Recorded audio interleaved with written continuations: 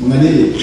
menyatakan terdakwa Rafael Alun Trisambodo tersebut di atas telah terbukti secara sah dan meyakinkan menurut hukum bersalah melakukan tindak pidana korupsi sebagaimana didakwakan pada dakwaan 1 pasal 12B untuk pasal 18 Undang-Undang RI Nomor 31 Tahun 1999 tentang pemberantasan tindak pidana korupsi sebagaimana telah diubah dengan Undang-Undang Nomor 20 Tahun 2001 tentang perubahan atas Undang-Undang Nomor 21 Tahun 1999 tentang pemberantasan tindak pidana korupsi untuk pasal 55 ayat 1 ke 1 kuhap pidana, untuk pasal 64 ayat 1 kuhap pidana dan tindak pidana pencucian uang sebagaimana didakwakan pada dakwaan kedua pasal 3 ayat 1 huruf A dan C Undang-Undang Nomor 15 Tahun 2002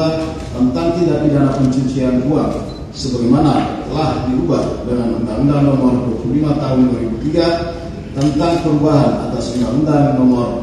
12 Tahun 2002 tentang tindak pidana pencucian uang untuk pasal 55 ayat 1 ke 1 kuhap pidana, untuk pasal 4 ayat 1 kuhap pidana dan tindak pidana pencucian uang sebagaimana didakwakan pada dakwaan ketiga pasal 3 Undang-Undang RI Nomor 8 Tahun 2010 tentang pencegahan dan pemberantasan tindak pidana pencucian uang untuk pasal 55 ayat 1 ke 1 kuhap pidana, untuk pasal 4 ayat 1 kuhap pidana.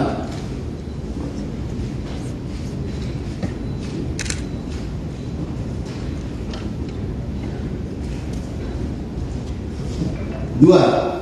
menjatuhkan pidana terhadap terdakwa Rafael Alun Trisambodo tersebut di atas dengan pidana penjara selama 14 tahun serta denda sebesar 500 juta rupiah jika tidak dibayar diganti dengan pidana penjara selama 3 bulan. 3. Menjatuhkan pidana tambahan kepada terdakwa Rafael Alun Trisambodo untuk membayar uang pengganti sebesar 10.099.095.519 rupiah.